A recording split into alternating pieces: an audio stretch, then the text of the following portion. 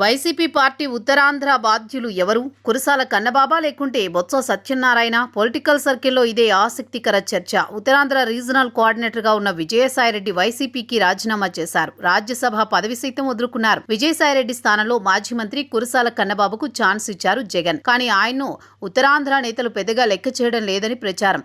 ముఖ్యంగా బొత్స డామినేట్ చేస్తున్నట్లు పార్టీ వర్గాల్లో ప్రచారం అయితే మాత్రం ఉంది. కనీసం కన్నబాబు 3 జిల్లాల్లో పార్టీ సమావేశాలు నిర్వహించే స్థితిలో లేరని కూడా తెలుస్తోంది. బొత్స సత్యనారాయణ విజయనగరం జిల్లాకు చెందిన నేత. అయినా సరే 3 జిల్లాల్లో మంచి పట్టున్న నాయకుడు. అనూహ్యంగా విశాఖలో సైతం ఇప్పుడు రాజకీయాలు చేస్తున్నారు. 2024 సార్వత్రిక ఎన్నికల్లో బొత్స సతీమణి ఝాన్సీ లక్ష్మి విశాఖ పార్లమెంటు స్థానం నుంచి పోటీ చేశారు. అప్పటి నుంచే బొత్స మరింత విశాఖపై పట్టు సాధించారు. ఎన్నికల అనంతరం జగన్ విశాఖ స్థానిక సంస్థల నుంచి బొత్సతో పోటీ చేయించారు. బొత్స సీనియర్ నేత కావడంతో అధికార పక్షం వెనక్కి తగ్గింది. అందుకే స్థానిక సంస్థల నుంచి ఎమ్మెల్సీ అయ్యారు బొత్స.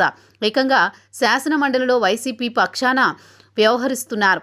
ప్రోటోకాల్ ప్రకారం కేబినెట్ హోదా దక్కడంతో సరైన గౌరవం పొందుతున్నారు బొత్స. ప్రస్తుతం బొత్స ఉభయ గోదావరి జిల్లాల కోఆర్డినేటర్గా ఉన్నారు. ఆయన ఉత్తరాంధ్ర రీజనల్ కోఆర్డినేటర్ బాధ్యతలను కోరుకున్నారు. కానీ జగన్ అనూహ్యంగా కురసాల కన్నబాబును తెరపైకి తెచ్చారు. దీంతో బొత్స అయిష్టంగానే దీనికి ఒప్పుకున్నారు. దీంతో విశాఖలో మాజీ మంత్రులు ముత్యాల నాయుడు, గుడివాడ అమర్నాథ్ సైతం పెద్దగా ప్రయారిటీ ఇవ్వడం లేదు. అయితే బొత్స ఆదేశాలతోనే వీరంతా సహాయ నిరాకరణ చేస్తున్నట్లు తెలుస్తోంది. ప్రస్తుతం ఉత్తరాంధ్రలో బొత్స హవా నడుస్తోంది. జగన్మోహన్ రెడ్డి ఎమ్మెల్సీ పదవిచ్చారు. శాసన మండలిలో వైసీపీ నేతగా నియమించారు. అందుకే ఆయన చాలా యాక్టివ్ గా పనిచేస్తున్నారు. ఉత్తరాంధ్రలో 3 ఉమ్మడి జిల్లాల్లో తాజా మాజీ మంత్రులంతా సైలెంట్ అయ్యారు. దీంతో సీనియర్ నేతగా ఉన్న బొత్స అన్నీ తానే వ్యవహరిస్తున్నారు.